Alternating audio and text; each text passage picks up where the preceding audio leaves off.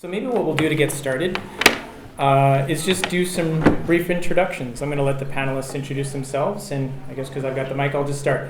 So my name again is Philip Johnston, and I'm the branch director of CCMF Vancouver. I'll just talk a bit about how I got into this area in the first place. So about 6 or 7 years ago, I was exploring a career change into early childhood education, and I was visiting a Montessori training school in Oak Ridge.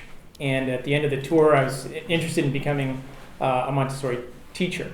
And the trainer, at the end of our tour, she basically said, you know, I'm really happy that you're exploring this career option, and I really hope you go through with it.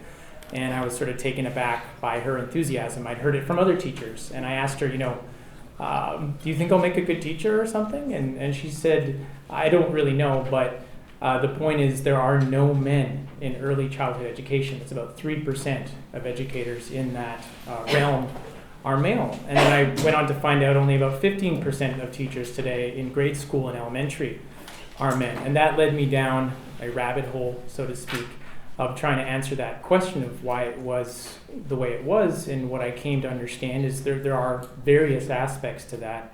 But part of it is that people on average seem to feel more comfortable having their vulnerable children around women they don't know rather than men they don't know. And what that led me to was the idea that, oh, do men face gender discrimination in this realm? And you know, what it boiled down to and what this woman told me is, again, the reason why we need men in those realms is because kids aren't getting the male role models that they need, the healthy male role models. So anyway, that's my introduction. And I'm very excited about the panelists we have here. So I'll just let you guys introduce yourselves. My name is Diana Davison. I'm a civil rights activist. I have a YouTube channel called Feminism LOL. And most recently, I started a organization we're just incorporating called the Lighthouse Project. And the Lighthouse Project is offering assistance to falsely accused. So that's people facing criminal charges, and quite often, increasingly, men who are facing false allegations in a divorce proceeding. One of the shocking things is that the percentages of false accusations in divorce are incredibly high, and judges are aware of it. Everybody in the legal system knows it, and they've known it for a long time, and nobody's doing anything about it. So, I'm hoping to bring a lot more attention on that, and also fighting a lot of the legal changes that are undermining due process. So I ended up where I am now basically by just telling somebody they were wrong on the internet. And I'm sure we've all had that experience. And at one point, the issue was a social justice issue, and somebody called me an MRA, and I had to go find out what that was. And ended up at a Voice for Men on their website. Ended up writing for them for a bit, actually. And it was overwhelming, actually, when you first start looking into it and when you start caring about it. There's so much to learn, and there's so many statistics being thrown around. And then when you start trying to speak about the issues, basically people say, so what is it? And it's like, oh, where do you start? And it's so just finding your voice and finding something that interests you, that you can almost, like, for me, I feel like I became a specialist dealing with the legal issues. And so that's what I focus myself on, because I think that it's easier to be effective when you don't try to learn everything, when you just grab onto something that means something to you and then do everything you can in that area. So hopefully we can encourage other people to do the same thing. Thanks.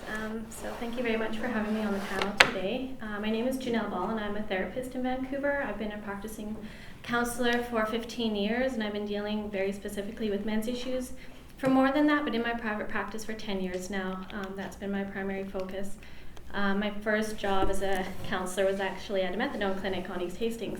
So you can imagine the number, like, of course there's women down there, but I definitely was working with a lot of men who are on the Lower East Side, who are homeless, who are drug addicts, and there's a lot of need for help down in that population, and of course with the upcoming talk about the fentanyl crisis. Then after that, when I finished my master's degree, I did a practicum placement, and then also worked for 3 years with the organization in town here, the BC Society for Male Survivors of Sexual Abuse. And of course, as the name says, it's dealing all with men who've been sexually abused as children. As time went by, I was always building my private practice, and then when it took off, so I was building it up for about 3 years, and when it took off in 2007, I was rewriting. I'm a little bit nervous. I can see my hand shaking. Holding it, actually. Yeah. In 2007, I've been in private practice for 3 years already, and I was building a new website, and I had to really take a hard look at that time as to like, hey, what is this really looking like? And it was started to be, well, one day I just really sat and reflected on it, and it was very clear to me that 95% of my clients were male. And it wasn't that I was even up to that point trying to seek male clients. I was just sort of, starting out in the field, and I was working with anxiety, depression, that kind of thing. But it was very, very apparent to me that the people that were wanting to do the work with me in particular, I don't know if it's my friendly nature or being non-judgmental, but somehow the men felt comfortable to open up to me and do the work, and they would be coming for weeks, months, years. I've had some clients who come for years because they're like, this is the only place 1 hour at a time where it can be for what I need to talk about. And so for 10 years, my private practice has been really focused on helping men's issues. I do have some female clients who find me because I practice an approach that people will seek out, but definitely my primary focus is working with the men. And I've been writing books to help with the men's issues. For my first book got published about a year ago. I have another book coming out, and a few more down the pipeline when I get around to them. But my practice keeps me very, very, very busy. So I'm a proud supporter of all the men's issues, and will do what I can to help out and do things such as joining this panel. So thanks. Cool, right on. So I was going to just throw a question to both of you just about your experience with the film. Just briefly before we open it up to the audience, I wanted to mention, I forgot to say, the fine young man at the back in the purple shirt, he has pens. If you need pens for your donation slips, you can talk to him or give him your envelopes. I was also going to mention, I don't know if any of the volunteers can see if they can pull this back, if it's obstructing people's views. I don't know if that's possible to move it. I guess, I don't know. Anyway. It's kind of taped. Maybe over to the side. Yeah, fortunately, we may not be able to move it. If you move it this way. Yeah. Sure. There's some tape. In any case, so I was wondering, guys, now I know, Diana, you've seen the film before, but upon your second viewing, any comments you want to make about it?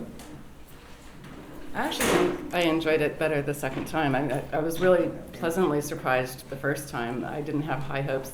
And I remember when Cassie was asking to interview people, it really was a situation where the men's rights people who were participating put a lot of trust in her, and nobody really knew how it was going to turn out. So this is a case of somebody who, like she says in the film, honestly went into this documentary not knowing where she was going to end up, as opposed to having sort of plotted out how to make it look that way.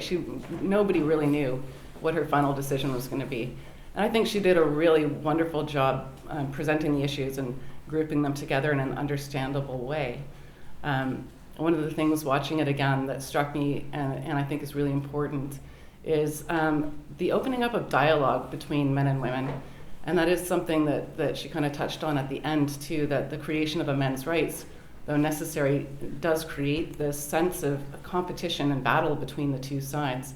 And I think where we're headed right now is really to open up dialogue that's inclusive, where people can disagree with each other, that you don't go in trying to transform the other person onto your side, because that's rare in any discussion, be it gender issues or something else, that you just go in and you honestly present the information, you listen to the other side, and then you try to actually have conversations. So hopefully the next few years we'll see this transform from just a battle into an actual honest conversation. And saying the word honest, I think that's one of the biggest problems now, is that a lot of the research and statistics that feminists bring into the conversation, it's fraudulent. And their statistics, they don't get the results they want. They just redesign their study until they get what they're looking for. And not only is it fraudulent, it's harmful to society to structure ourselves around data that's not representative of the truth.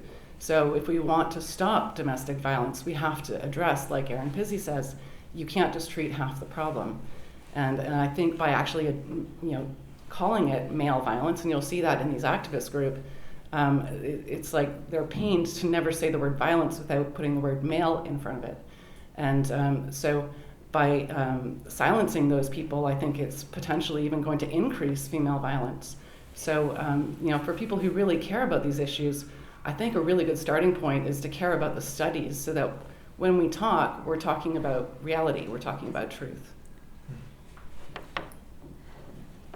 So I loved the documentary. I've been waiting to see it since before it got released. People were even messaging me saying, when's it coming out? I'm like, October. And so I'm very excited to finally see it today. Today's the first time I've seen it.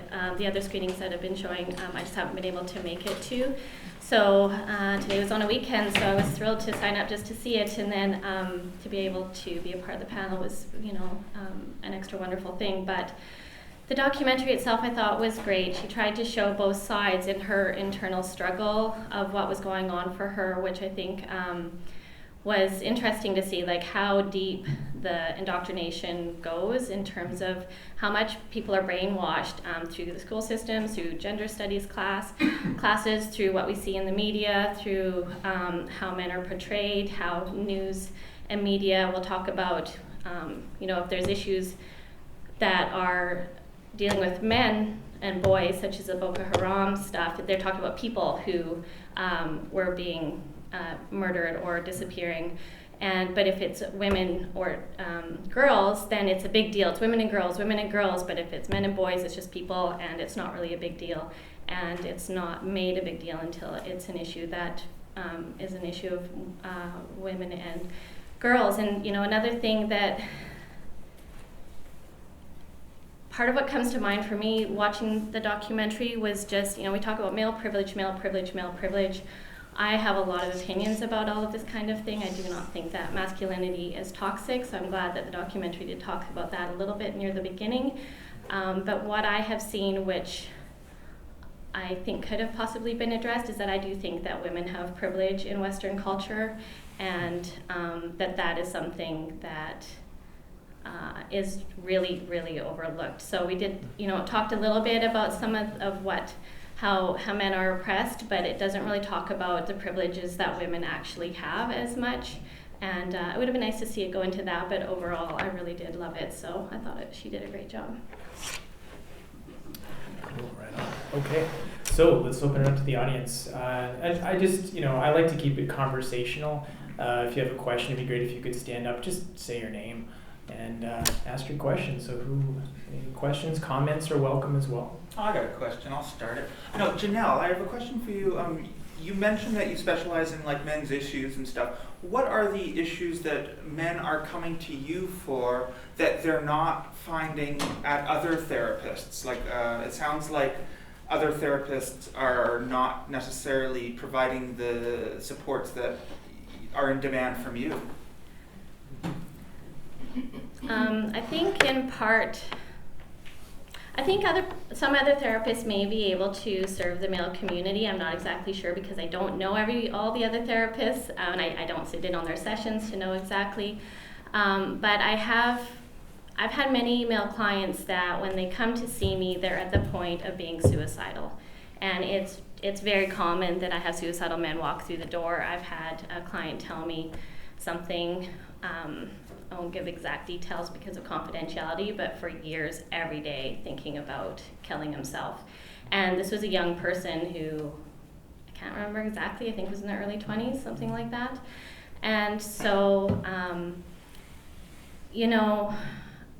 there's something about just having to be completely non-judgmental in the work when you're dealing with clients, but especially with dealing with men, because there's so many insidious and unspoken ways that men are not allowed to speak up, that men just have to grin and bear it, men just have to just deal and shut up about their problems. And what I find is that a lot of men come to me because they're anxious. Anxiety is the number one thing that people walk through the door with that will bring them into therapy, because being anxious and overwhelmed is so debilitating, but there's a bit of energy to it so that people can at least reach out for help. And people are very, very depressed. People can be so lethargic and lacking any energy that sometimes it can be difficult to even reach out for help at all. But this anxiety piece of the pressures that men face, of the not being allowed to have a voice in society, or even within their families, or even within their friend groups, that men just have to like push it all down, and then there's this overwhelming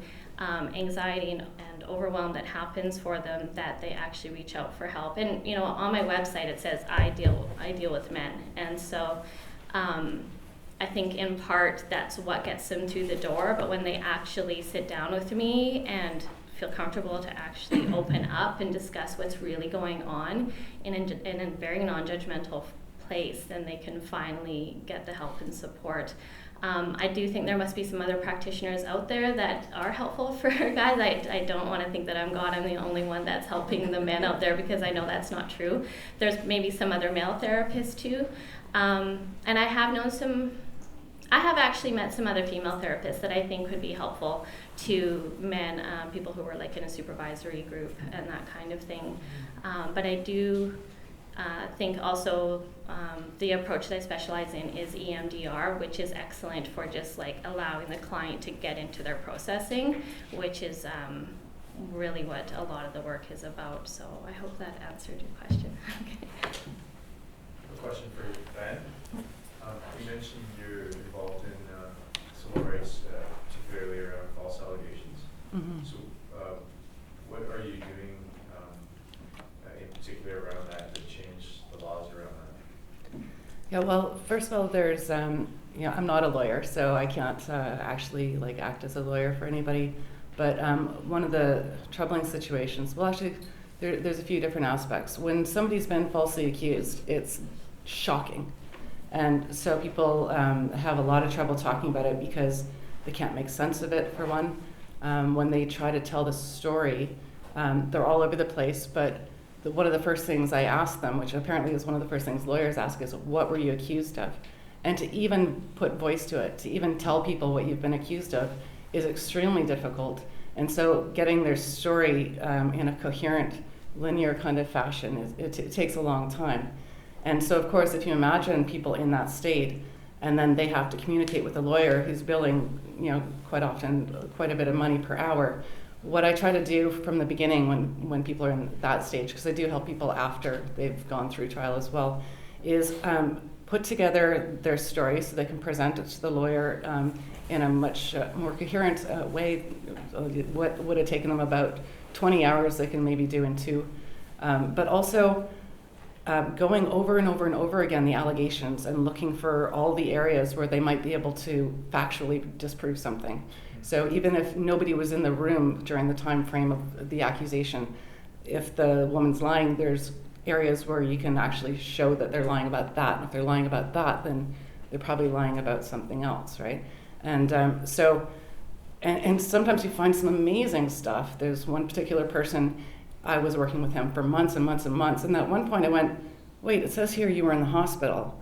What were you there for? And then it turned out he had an injury that made it impossible for him to have assaulted this woman when she said, because of the nature of his injury. And it took us months to find that. So that's one of the things I do, is just help people to calm down, focus, and go through their cases. I was actually extremely lucky last week to be in one of the super secret tribunal rooms out at UBC as a support person. So I've actually had firsthand experience of what that's like. I can tell you it was terrifying. He was only given 2 weeks to respond to the official allegations and put together how he was going to present his side. He was then had to, within days, go in and speak to a person. This is a criminal accusation against him. I was there with him, but I couldn't speak. He had to answer these questions if he wants to remain in school, and yet she did inform him, and I'm glad she did, but she informed him that her notes can be subpoenaed in court, so he now has no right to silence, right? Because all these things need to be looked at, they need to be addressed. And of course, the activism in the university sphere with the human rights tribunals and trying to bypass court systems completely, that's going to put a lot of men in jeopardy. And lowering the burden of proof, there's suggestions about hybrid courts. So while I'm helping all these people, learning a lot, being right in court, studying the judges and the way the lawyers are acting, watching for due process violations to try and bring attention to them, but learning about the activists too. A lot of it is based in universities. They're academics who are law professors, and they're getting together. They're the ones behind Robin Kemp, whether you agree with him or not, or whether you think he should be removed from the bench. The reason he's in front of the CJC is because of academics who started letter writing and campaigning against him. And then now judges are being elected by groups instead of by prime ministers. There are people from Women's Legal Education and Action Fund on the BC group who's going to be doing that. And a new bill just got sent in, I think it was 337, where they want every single judge to have to go through feminist training before they can actually judge on assault trials. So it's the due process, I mean, and they're rewriting what consent means, case by case, in the courts, not in the political system. So I'm learning about that as I'm helping these people, and then also helping innocent people just be able to prove their case, because their lawyers quite often don't even have the time to sit down and go through it, or if they have heard it, they don't remember it, and then they look at it again a few weeks before trial, and that's just not good enough. Yes, sir. Hi, my name is Viral. About a week and a half ago, I was accused something on Facebook, and what you just said right there about shock and grappling with finding the right words and all kinds of other stuff is what I'm feeling this past week and a half, more or less. And so yeah, I want to talk to you later on. Yeah, definitely. And it's just on Facebook, but I mean, serious allegations, you don't know where that's going to go, and it's important to take it very seriously. Yeah, so I'm keeping all the evidence, of course. I'm talking to a lawyer sometime tomorrow. I don't have a question per se. I just want to say thank you for being here, for opening my eyes to this. I'll give you my issue. contact information. I wasn't aware of this issue because of all the information on one side of the spectrum. But some of the stats I got, for example, like the one shelter for men and 2,000 for women, which have like 2,000 for both, of course, or more, whatever the numbers go, of course. So I just want to say thank you for being here, and I hope to speak with you folks later on. Awesome. Well, actually, it's the perfect opportunity to mention that Cafe Vancouver, for a long time, we've been hosting advocacy events, but we are now starting here in Vancouver to provide resources. So on March 11th, we've started something called the Cafe Vancouver Legal Forum, and it's for men just like you who are facing a legal issue, a bias of some kind, and we've assembled a great team that includes Diana, of people who are informed and can help men in a variety of situations. So I'll follow up with you about that. And I think it was a young man in the back. All right, hi, I'm Jesslyn. So I don't really have a question, I just kind of want to bring something up that they kind of brought up in the video. A little bit of back history here. So I've been falsely accused. That was nice. It was on Facebook, it didn't go to any legal things, but because I did what you're not supposed to do, and called her out on it in front of everyone after like 4 days of this huge thing growing, saying I did this. So after I proved her wrong, that kind of went away. I also, addiction, struggle, all that stuff. And all of mine, this is kind of what they brought up, they said that men have to initiate the relationships.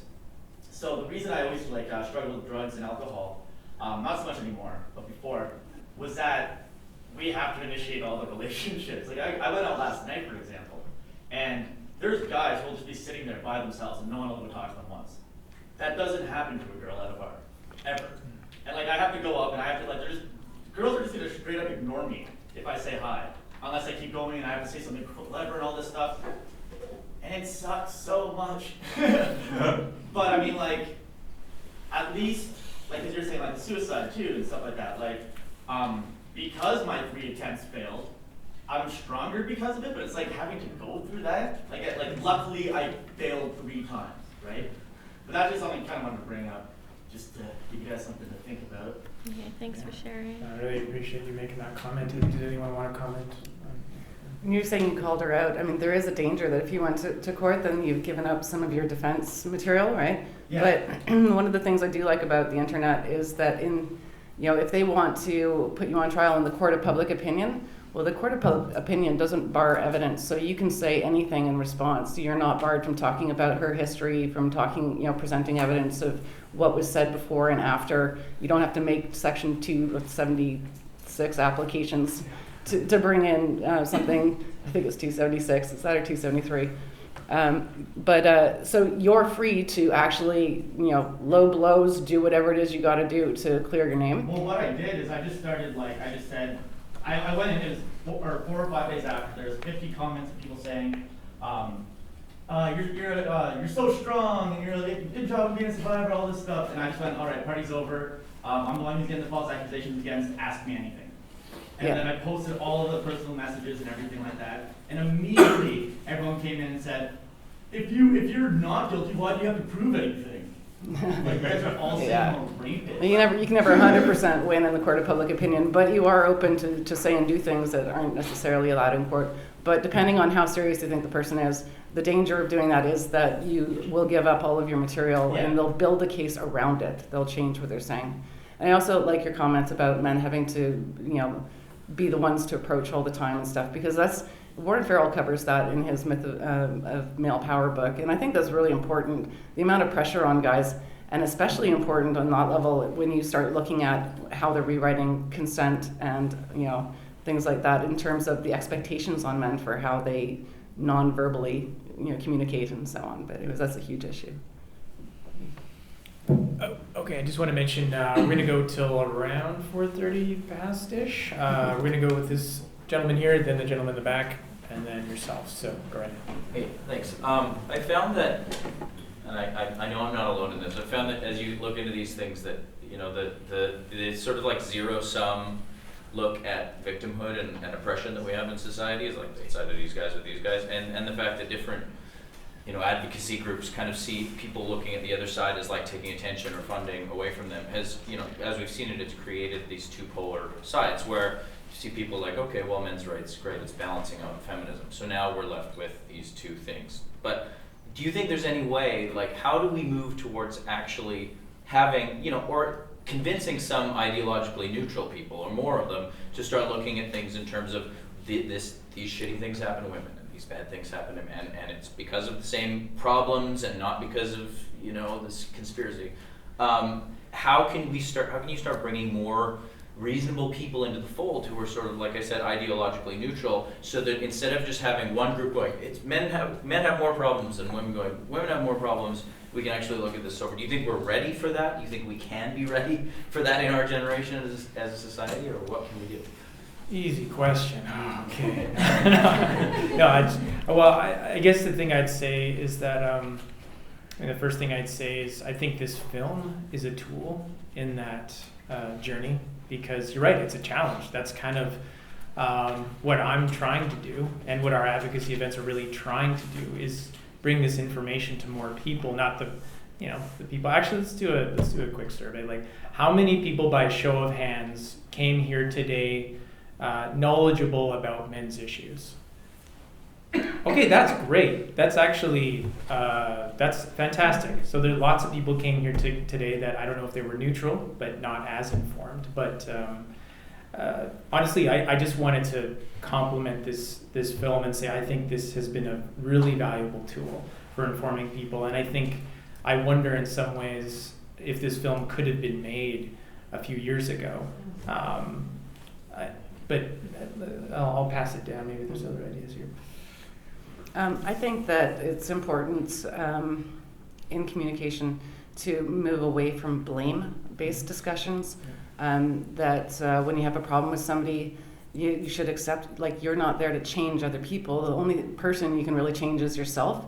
So when you get into bad situations, one of the best ways to get out of it and then to avoid it again in the future is try and figure out how you enable the situation and actually focus on what you can change about yourself, because you can't change other people, really. You just become annoying. So I think that, reducing all the victim talk and the blame talk, and actually just trying to sort out, reality. And of course, that's a mix of perceptions, and to be able to sort that out and come to any sort of helpful conclusions is going to have to be open, honest, non-blaming discussions. You can hold people accountable, though.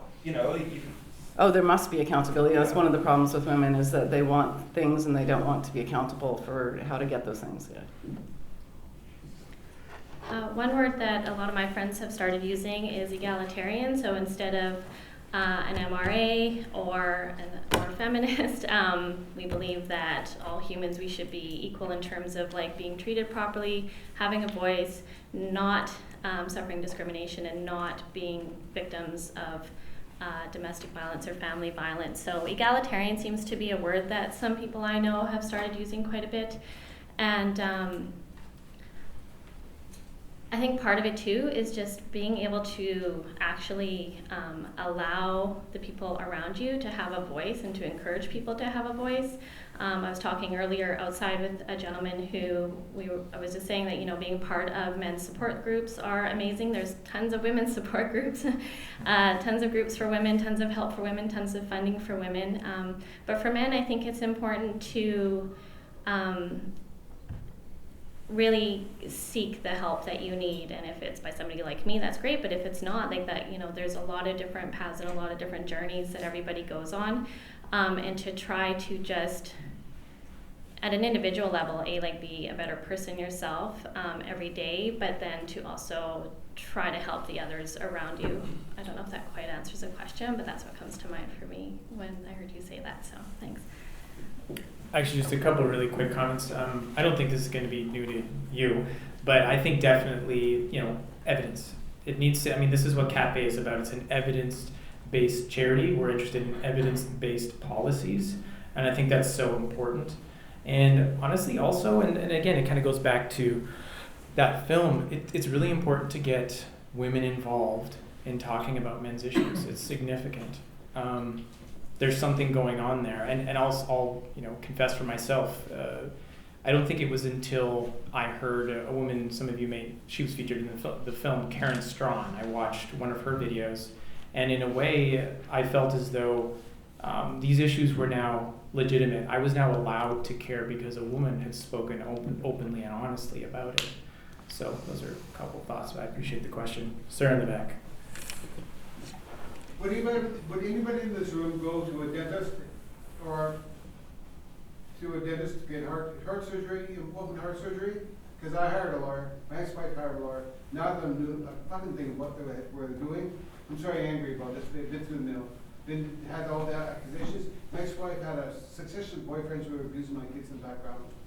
All the shit's going on because the lawyers and the judges are not qualified to do the job. So I'm saying, you're talking about all this stuff back and forth, that's all bullshit. Get the lawyers trained properly before they get a degree, before they're allowed to go to a courtroom and represent a parent. Thank you, sir. Thank you for your comment. Well, I think that this push right now to educate lawyers and judges on one point of view is going to make that situation a lot worse. So it's important not just to pay attention, but it's important to speak out and to do things about it. And this, even if it doesn't go anywhere, this Bill 337 demanding that judges be re-educated and stuff, it's, you know, I plan on making a big deal about that publicly. So hopefully people, you know, just read up on it. Christy Blatchford wrote an incredibly good article about it, but I don't think she went far enough. So every time something like that comes out, if you don't know what to do about it, send that article to an activist online, or, you know, get people talking about it. And because I do think, like, I agree with you, lawyers, I mean, the thing is, lawyers are there to fight for whoever hires them, right? And they do it to the best of their ability. Some are better than others. Also, one of the problems is if they take on too many clients, they're not going to have the ability. That's why I'm trying to help, because sometimes these lawyers do just overbook themselves. But essentially, they're getting paid to do the best they can for you. So just sometimes it's not good enough. But the judges, I agree that it's really important to keep judicial integrity, to reduce judicial activism, and to have them actually come in impartial and look at the facts and make the decisions based on facts, not on ideology. I apologize for the anger in my voice, but in my situation, the lawyer that she hired got fired from his job. He lost his job over the issue because he lied in court to a judge. Judge wouldn't listen.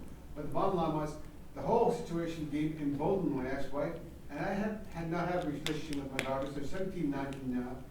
I still don't have a relationship with them because it's poison them. It's really difficult to deal with. So now I'm going to see a psychiatrist to see how I can deal with my kids. Bring them back. They refuse to get counseling.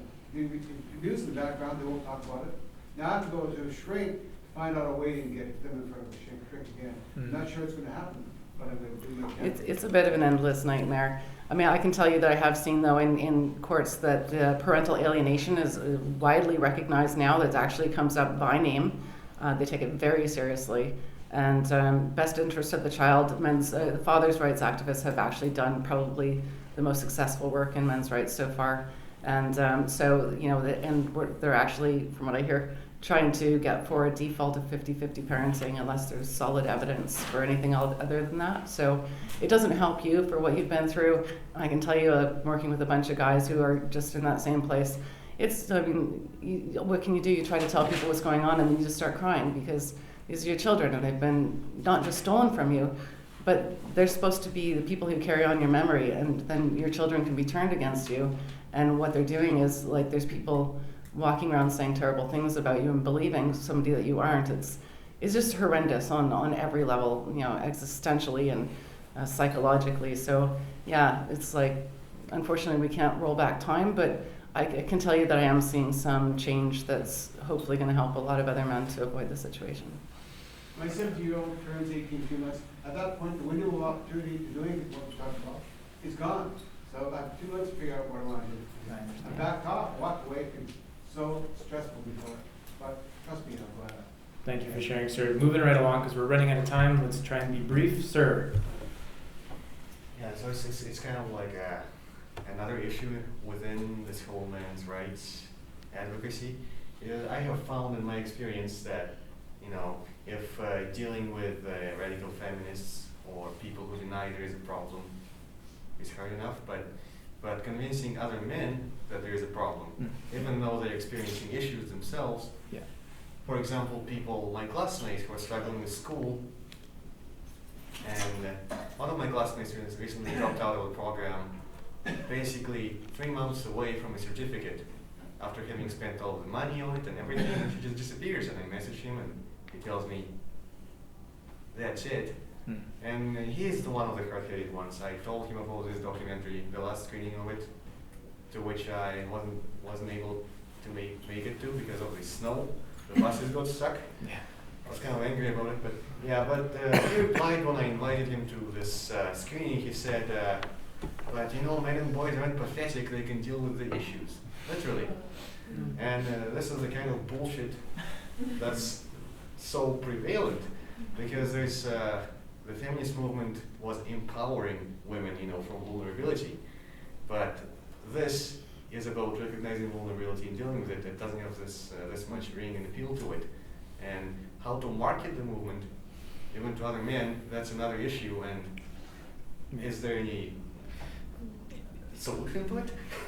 Well, the comment I'd make about that is, so several months ago, I don't know if you heard of it, the first thing I'll say happened a few years ago. At SFU, there were some students that tried to get an SFU Men's Center started, and that was opposed quite vehemently by, I guess you'd say, the feminist community on campus.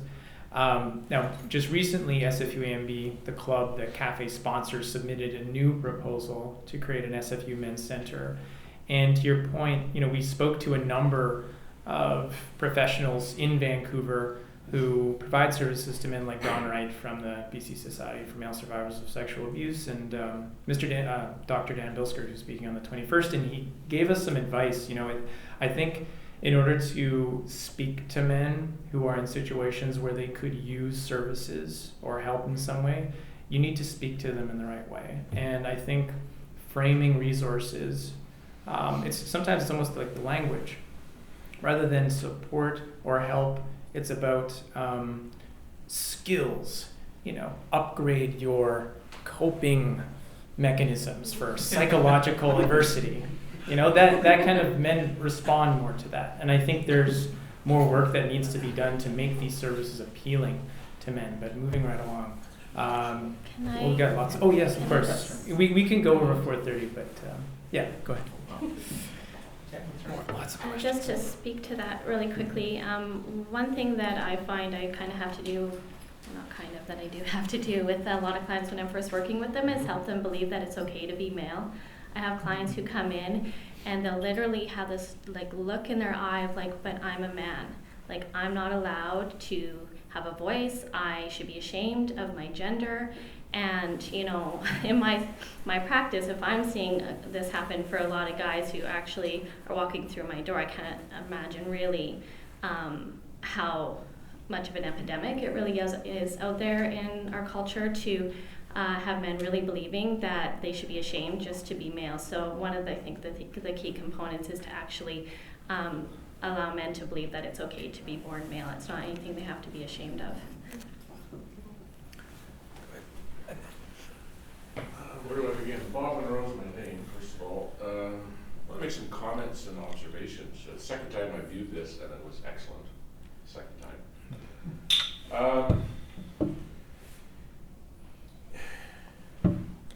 First thing I want to say about the radical feminists who are on there, I mean, I really truly felt sorry for them. And first time when I see people like that, I think, where are their fathers?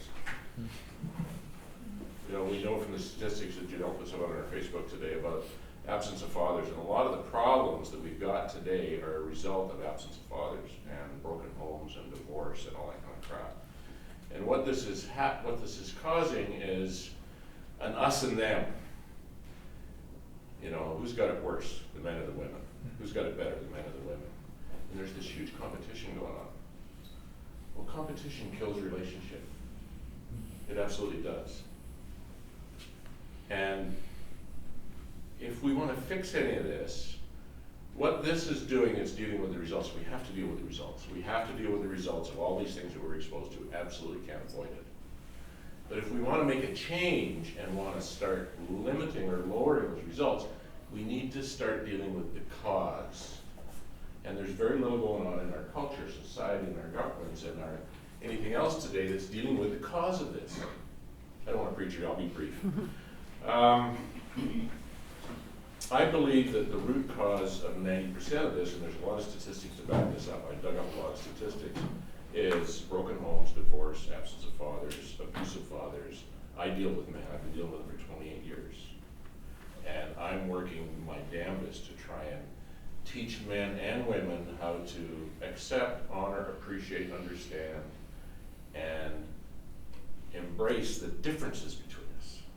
The differences between men and women. It's absolutely a beautiful thing. And men get pissed off because my wife doesn't think like I do or doesn't feel like I do. You know, I've got the most amazing woman in the world right here for the last 30 years, thank God. And so I guess if I just wanted to make those observations, and if there's a question on this, which I'd like to maybe pose to the panel, is how do you see maybe we can address the cause and change this? We do need to deal with the results. You guys are doing a brilliant job. Okay, what can we do to fix the cause? Well, I think improving communications is, like, you know, as we've been talking about, is a really good starting place. And in terms of the radical feminists, as amusing as they are, they're really frightening. And I think Jordan Peterson is doing some really great work talking about how this sort of mentality takes place and why people are so drawn into it. To some degree, I mean, you can see a lot of the university level activists. It's kind of like the rebel without a cause thing, right? So they get excited, they want to be part of something that's going to change the world. And, you know, I've talked to some people who were going through women's studies, and they start out really mild. And so they start appealing to things that everybody could say, oh yeah, I've experienced that. And then the longer you stay in the program, the more radical they get. And it really is, I can't think of the phrase, but brainwashing, you know. And it's based on this enthusiasm to make the world a better place, and it's utopian thinking. It doesn't matter which utopia you're talking about, utopian thinking is dangerous for everybody. It's just extremely appealing to young people who are looking to change the world and be somebody important. Did you? Yeah. I'd just like to make a quick comment about that is part of what I think could be important is to start understanding that the genders are opposite. I call them complementary opposites. Like, yes, we do have some things in common, but testosterone is very different than estrogen. And this starts when boys are young. And where there's a point where you get a surge of testosterone and it starts changing you when boys don't have a male role model to help them understand how that's going to affect them and how to handle it and what to do about all of this. It leaves like men kind of reeling and not knowing what to do as they're growing up, young boys so different than girls. And I think one thing that is really taught in gender studies is that, well, in feminism, is that gender is just a construct, and you know, men and women are essentially the same, and this whole gender thing is just a construct.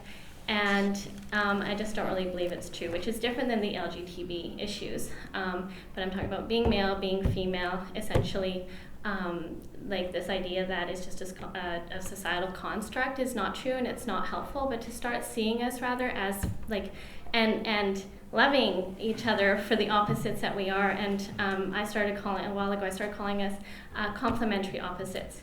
And so, and I really believe that men should early on in relationships start speaking up sooner and start setting boundaries, because women, one of the differences between the genders is that women, generally speaking, we want to say about 20,000 words a day, and men closer to 6. Now there'll always be some variation of that. Of course, it's not set in stone. But women, we feel better for talking. We want to talk. I also believe that women have more anger issues than men, and that's, I'm sure, an interesting view. But I do believe that. I know I'm not the only one. And so for men to start having boundaries, but to be clear about who they are as people, not have to be apologetic for being a man, but to really understand like who you are, your worth, your value, what's important to you, your interests, your likes, knowing that it's okay to have male friends, knowing that it's okay to do male things, and for women to know that it's okay to be a woman, to have women friends and to do female things, and to see us as complementary opposites, and to really get to know your partner when we're talking about heterosexual relationships, and to just like really love your spouse for who they are as an individual, like different than you, because we can't all be the same. Even within the same gender, we're not going to be the same, right? But like if we're talking about opposite gender, then we're going to be very different. And one other thing I think that's important is the piece of empathy is missing a lot in our world, in our culture today. We're very like me focused, and the way I want things is really important. But empathy is this, I think, a really, really important skill to learn if you don't have it. To know that even if your opinion or your view is not the same as mine, it's still valued, and I can appreciate that that's important to you. So you may not be into race car driving, but if that's really important to you, watch Formula One, then watch Formula One. If that's something that makes you happy, then go for it. It may not make me happy. It actually does. I actually like Formula One, but like from a woman's perspective, that kind of thing. And a man might not understand that a woman wants to watch whatever movies, but that's okay because we're not the same. And to value each other and to love each other regardless of what our views are, because for the most part, we all have value and we're all human, and we just want to actually like try to be happy in this life, right? Because it's tough.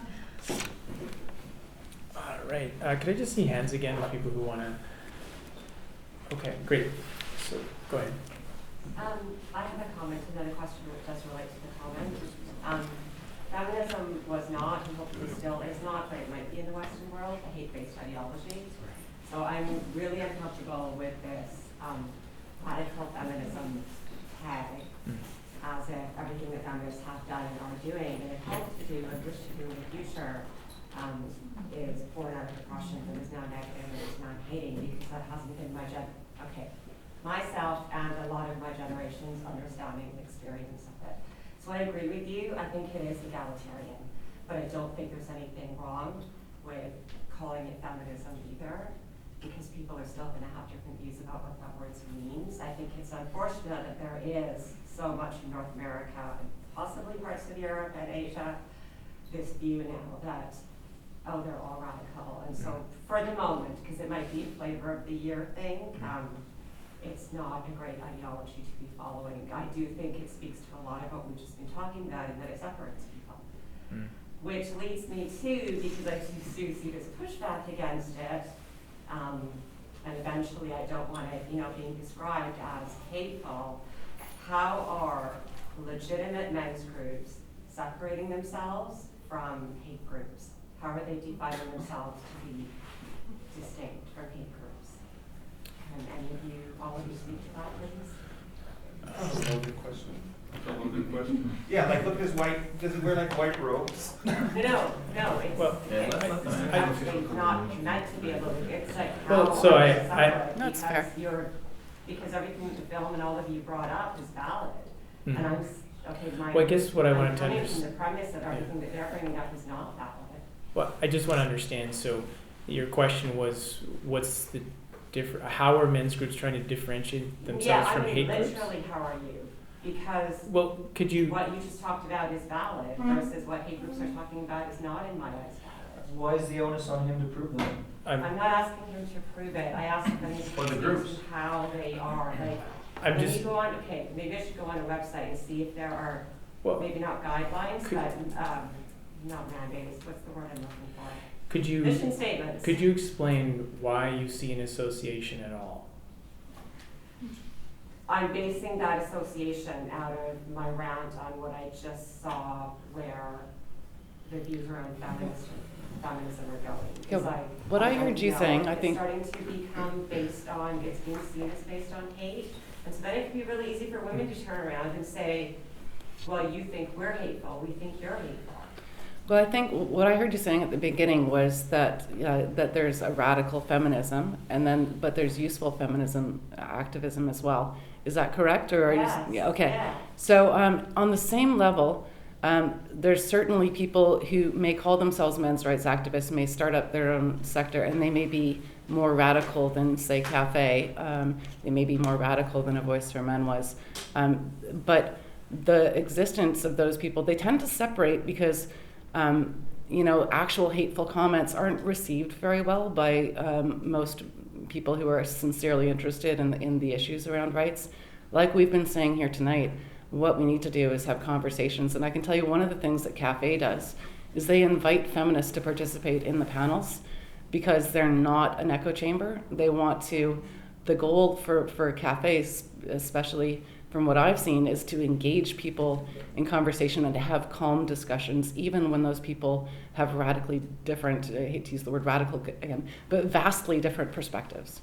Or So, just as radical, like I said, so the everyone's problem that you're different. identifying, I think, is where we're at in terms of the problem we're trying to solve. Does that help? I'm sorry? The problem you're identifying as a potential problem is the one that we're actually currently trying to solve. And I think that men's rights actually are more inviting to feminists. The response from feminists, I think, is quite often, I'm not going to go anywhere near you guys. So when they start talking with us, we're inviting them all the time. I'm like you identify as a feminist, and I wanted to thank you for speaking because I actually am really happy that you felt that you could speak, even though I think there's reactions just from hearing the word feminist from people who've been really harmed by this and understand what that can mean. That you could stand up and that I'm having this conversation with you now is exactly what we're trying to do. So thank you. All right. Well, let's move right along here. So there's a lot of other hands. Yourself and then right over here. Yeah, go ahead. I would just say that what we really need is more of this. We need more of cafe, and instead of having, gender-based, men's groups and women's groups, because there are radical feminism whose ideas are not, something I would support. Right. At the same time, there are men's groups which are very grateful. They're there, and which most of us don't support. Right. So what we really need to promote is what Cafe is promoting. Because when I looked at the film and I saw that Boko Haram thing, I was like, oh my God, I never thought of it that way. And it was very enlightening for me. Yeah. But then I thought a bit more about it and I thought, why? And there is a reason to that why, right? I mean, they're killing the men because they want to keep the women so they can rape them, so they can produce more babies, and they can kill men so they won't join the forces to fight them. So there's a lot of that, we need to do a bit more thinking and not just take it at face value, whatever is presented. But at the end of it all, what we really need to change is society and make it non-gender based issues. Right. And just, I guess what I'm hearing is, definitely I don't think we're going to improve society by being antagonistic or explicitly. So it needs, I think there needs to be room for evidence-based critiques. But yeah, I think one group against another, tribalism, that whole viewpoint, I don't think it's going to move us in the right direction. I had a question for you. So my question is, I don't know if you watched the film, but the woman that was the speaker at that activist thing that was happening in Toronto, that was kind of just shutting down that men's rights activist. Do you think that woman inaccurately portrayed what feminism really is? The way you go, because you seem like you are an experienced and feminist for a very long time. Inaccurately I'm not sure because inaccurately, because you were saying that there's the radical feminists and then there's feminists that have been here for a long time, and we shouldn't be crossing those terms over. So would you say that that woman in this documentary was inaccurately portrayed? Like, are most feminists like that or no? I can't speak for her or her generation or most feminists. I can only speak for the fact that I see it going in cycles of the original ideology and then a much more extreme one, and then a much more extreme one in certain countries, and then it kind of comes back to the middle ground again when they realize, oh shit, we're losing people and we need to work together. I think what she was what one of you just said, which was young and enthusiastic, and then not necessarily able to see the big picture of yelling at people and shutting them down is not helpful. It's counterproductive. Agreed. So, yes. Well, the really funny thing about her was in her protest speech and everything, she was telling them all to shut up because feminism is fixing it. And then when she has a chance to actually calm down and express herself better, she goes, well, you know, sure, okay, why don't you go start a men's rights group, which you have, right? But she, you know, so, you know, and it's a real shame that what you get instead of conversation is just rhetoric being spouted, and that's a university problem, I think, in general, too, is that the generations, they're not being taught to think properly. Like, there's just too much ideology and not enough real education going on. Yeah, they're being brainwashed. Yeah. Men's rights activists like Big Red in the way that feminists like Rouge V.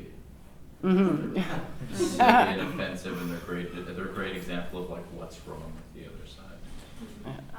Just to add on to my question for Diane, I'm sure you get a lot of kind of, I'm not sure, but maybe backlash from feminists that don't support what you're doing, because I think being a female and really acknowledging men's rights and men's rights issues is a really heavy topic, because we are taught our whole lives to really support ourselves and to really stand up for feminism, and it's really hard to kind of break out of that shell.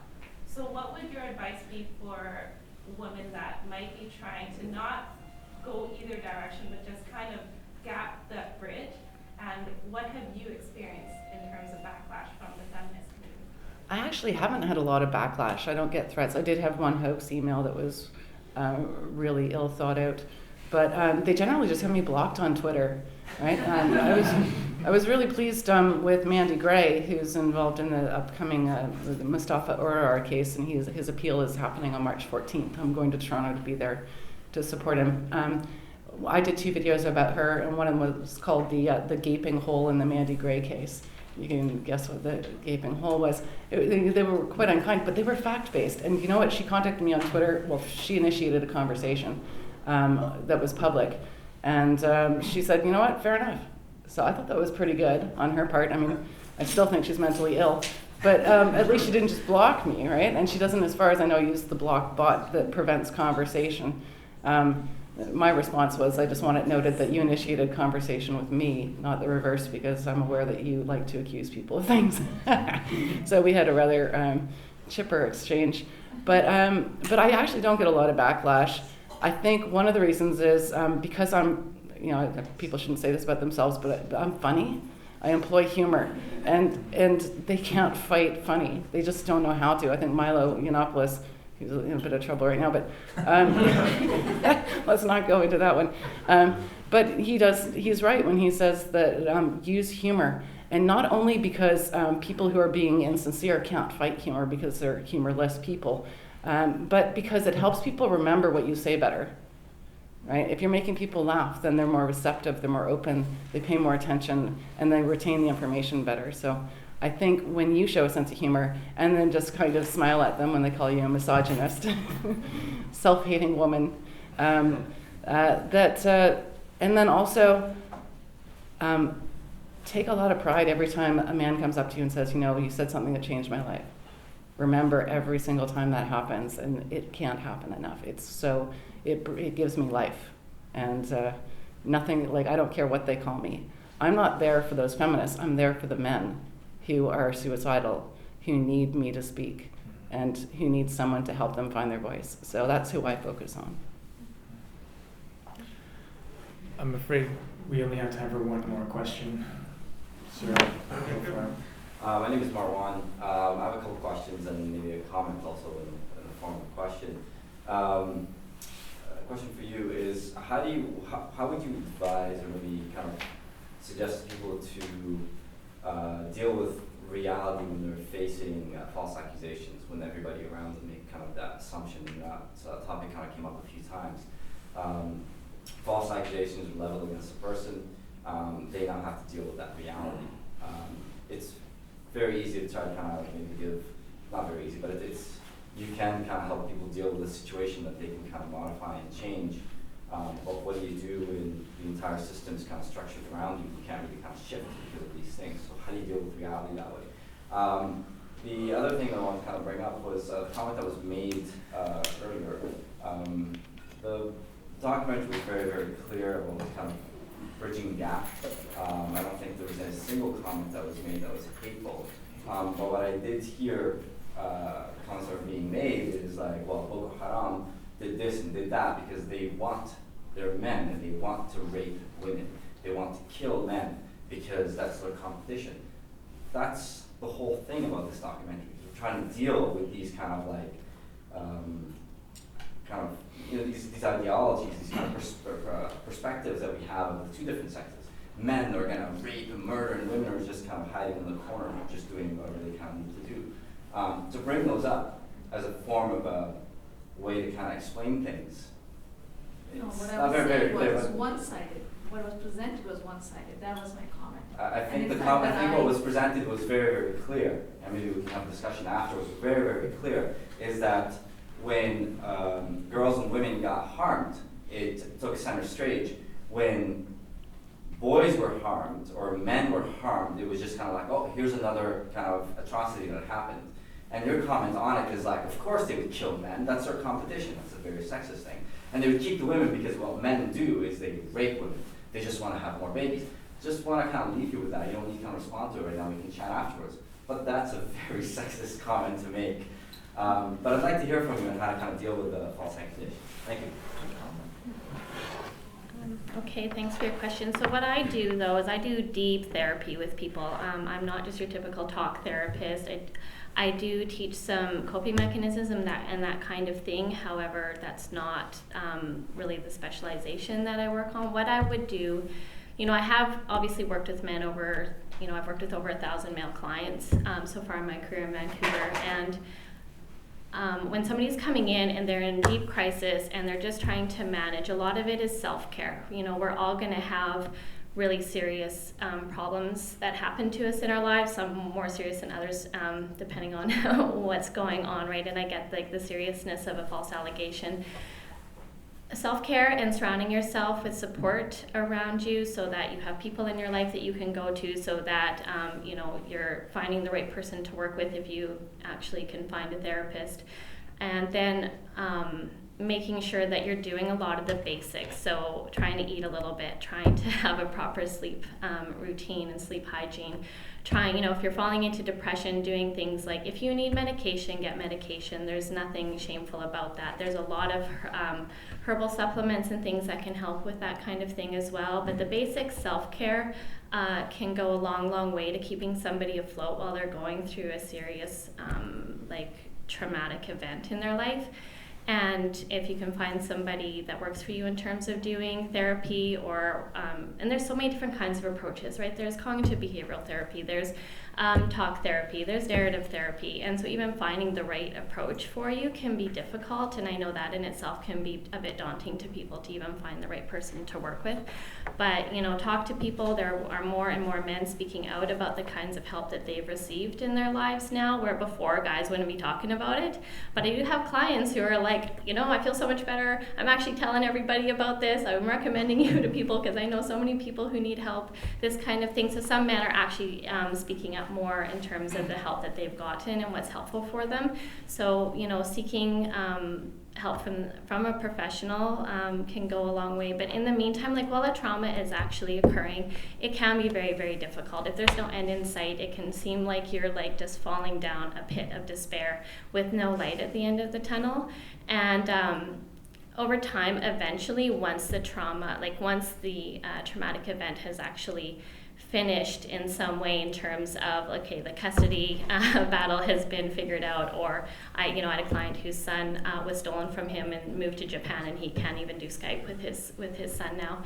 And so, once the actual event has happened and things have settled a little bit and a person can move on with their life, there is actually deep healing work that can happen to do trauma healing work. But you'd want to make sure that you find a practitioner who knows what they're doing when it comes to trauma. And so when it comes to these kinds of allegations that men struggle with, you'd obviously have to find somebody who understands that is a trauma and how hugely impactful that would actually be for somebody.